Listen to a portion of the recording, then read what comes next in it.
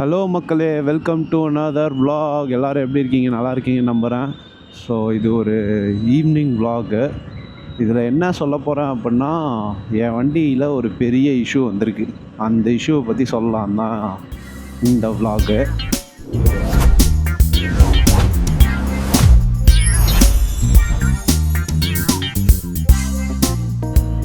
So பார்த்தீங்கன்னா, இஷ்யூவோட context கொடுக்குறேன்.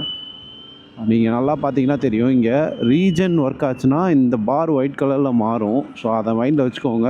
Issue நான் என்னென்னு போக அப்படியே சொல்கிறேன்.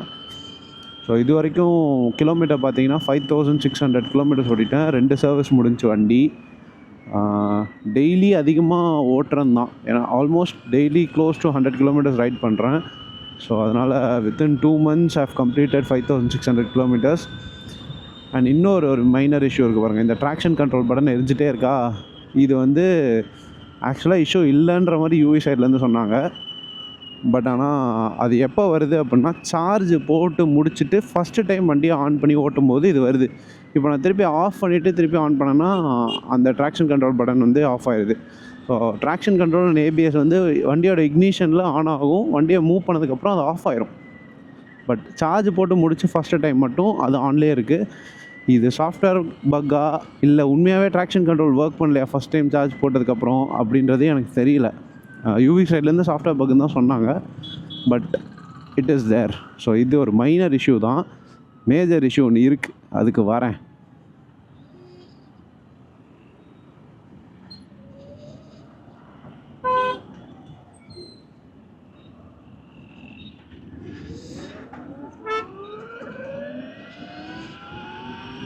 ஸோ அந்த மேஜர் இஷ்யூ ரேண்டமாக அக்கர் ஆகுது.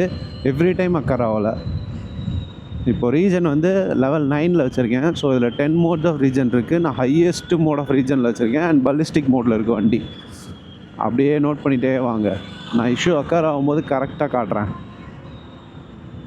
இப்போலாம் ஆக்சிலேட்டர் விட்டால் ரீஜன் ஒர்க் ஆகுது. So you can see that இதுதான் நார்மல் கண்டிஷன்னு. பட் இஷ்யூ என்ன அப்படின்னா, R9 இருக்கும்போதே சம்டைம்ஸ் ஆக்சிலரேட்டரை விடும்போது ரீஜன் ஒர்க் ஆக மாட்டேங்குது. பட் கன்சோலில் எல்லாமே இப்படியே தான் இருக்குது, எதுவுமே மாறாது. பட் வண்டியோட braking and regenerative battery charging மட்டும் ஒர்க் ஆக மாட்டேங்குது. இது ஒரு மேஜர் இஷ்யூ. ஏன்னா இவி பைக்கில் regen is most advertised thing. சிட்டிக்குள்ளே நமக்கு நிறையா ரேஞ்ச் தரத்துக்கு, அப்புறம் பிரேக் யூஸ் பண்ணாமல் வண்டி ஆட்டோமேட்டிக்காக பிரேக் அடிக்கிறதுக்கு, இதுக்கு எல்லாத்துக்கும் ரீஜன் யூஸ்ஃபுல்லாக இருக்கும். ஸோ நம்ம ரீஜன் ஒர்க் ஆகும்னு நினச்சி ஆக்சிலேட்டரை விட்டு இப்படி பிரேக்கிங் ஆகும்னு நினச்சி விடும்போது ரீஜன் ஒர்க் ஆகலைன்றது ஒரு டக்குன்னு ஒரு பதட்டத்தை உண்டாக்குது. என்னடா இது பிரேக் அடிக்கலையே அப்படின்னு நம்ம மேனுவலாக பிரேக் அடிக்க வேண்டியதாக இருக்குது. அது ஒரு பெரிய இஷ்யூவாக எனக்கு ஃபீல் ஆகுது. இது நான் யூவி ஷோரூமுக்கு ஆல்மோஸ்ட் 2 to 3 டைம்ஸ் எடுத்துகிட்டு போயிட்டேன் வண்டியை சரி பண்ணுறதுக்கு. எல்லா வாட்டியும் எனக்கு சாஃப்ட்வேர் மட்டும் அப்கிரேட் பண்ணி கொடுத்தாங்களே தவிர இஷ்யூ ரெக்டிஃபை ஆகலை. செகண்ட் சர்வீஸ் அப்போ ஏதோ 5 சாஃப்ட்வேர் அப்கிரேட் இருக்குது, உங்களுக்கு நாங்கள் பண்ணிட்டோம், அந்த இஷ்யூ வராது அப்படின்னு சொன்னாங்க. மோர் தேன் 2 to 3 வீக்ஸ் ஆச்சு செகண்ட் சர்வீஸ் விட்டுன்னு நினைக்கிறேன். ஸோ அப்போ சாஃப்ட்வேர் அப்கிரேட் பண்ணதில் இந்த இஷ்யூ வராது அப்படின்னு சொன்னாங்க. பட் 1 day இஷ்யூ வரல. நெக்ஸ்ட் டேலேருந்து இதே இஷ்யூ திருப்பி ரிப்பீட் ஆச்சு. நடுவில் ஒரு நாள் ஆஃபீஸ்க்கு ஹாஃப் டே லீவ் போட்டு போய் திருப்பி இந்த சர்வீஸை விட்டேன். அப்போ திருப்பியும் என்ன சொன்னாங்கன்னா, பெங்களூர்லேருந்து ஆளுங்க வந்திருக்காங்க, ஸோ இன்ஜினியர்ஸ் வந்திருக்காங்க பெங்களூர்லேருந்து.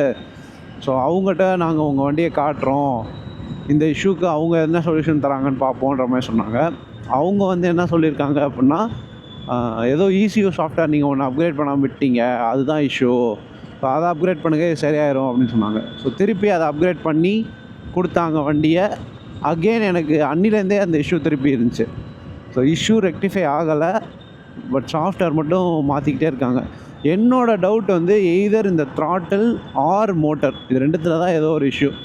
ஏன்னா இது ஹார்ட்வேர் இஷ்யூன்னு எனக்கு அப்பட்டமாக தெரியுது. சாஃப்ட்வேர் இஷ்யூவாக இருந்தால் இந்நேரம் சரியாக இருக்கணும். அண்ட் ரிப்பீட்டடாக வர மாட்டேங்குது, ரொம்ப ரேண்டமாக வருது இஷ்யூ. அதனால் எதனால் இஷ்யூன்னு என்னால் கண்டே பிடிக்க முடியல.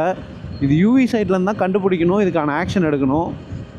பட் இந்த மாதிரி எல்லாருக்கும் இஷ்யூ வருதான்னு கேட்டிங்கன்னா எனக்கு தெரிஞ்சு இல்லை. 1-2 பைக்கில் இந்த மாதிரி இஷ்யூ வரலாம். ஏன்னா அது ஏதோ ஃபால்ட் இருக்கலாம். ஏன்னா எல்லாமே 100% பர்ஃபெக்டாக இருக்காதுல்ல. பட் எனக்கு இந்த இஷ்யூ வர்றது பிரச்சனை இல்லை, இந்த இஷ்யூவை சரி பண்ணணுன்றது தான் என் பிரச்சனை.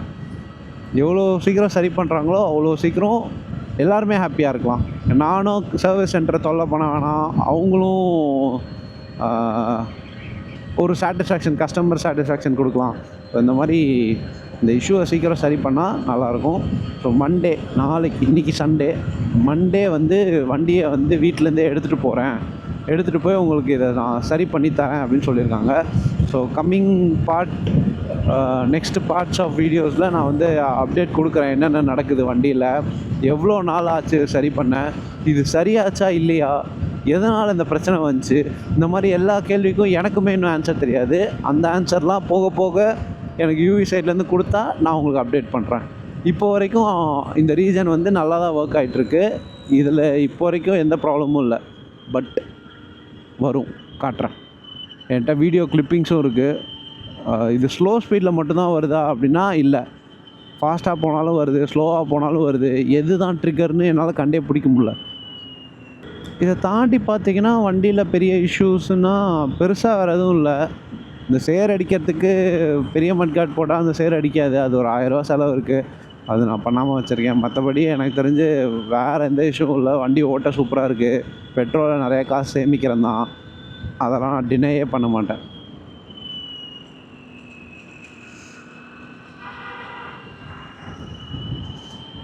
வாங்க எப்படி போகுது பாருங்கள், காம்பேட் மோடில் மட்டும் வண்டி சும்மா சீறி பாயும்.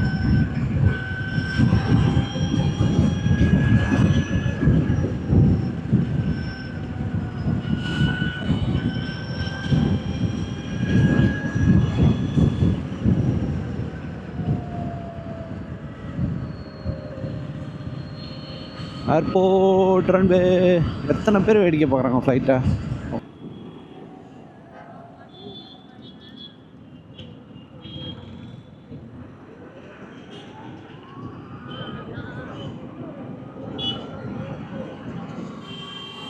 இந்த ஒர்க்கால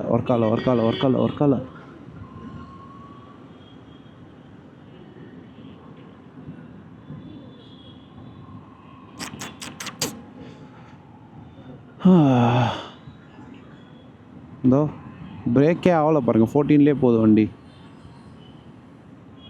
இத்தனைக்கும் R9 ஹையஸ்ட் ரீஜனில் வச்சுருக்கேன், பிரேக் ஆகலை.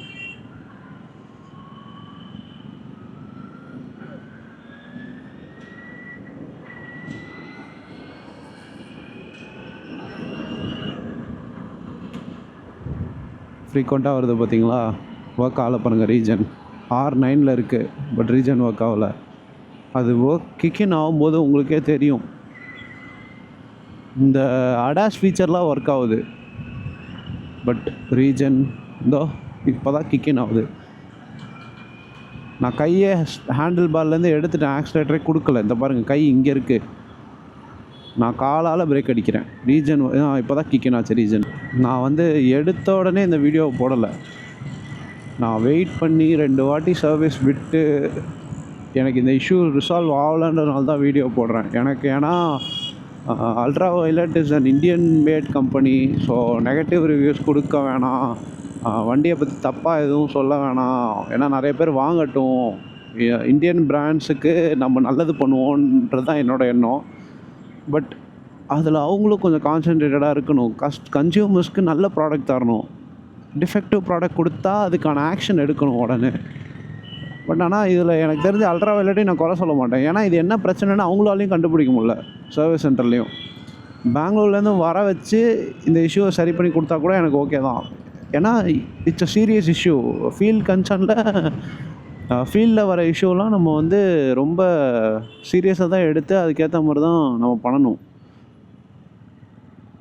ஸோ இந்த இஷ்யூக்கு வந்து சொல்யூஷன் சர்வீஸ் சென்டரில் அல்ட்ரா வயலட் மேனுஃபேக்சரர் கிட்ட தான் இருக்குது. பார்ப்போம் என்ன நடக்குதுன்னு. அப்கமிங் வீடியோஸில் கண்டிப்பாக சொல்கிறேன்.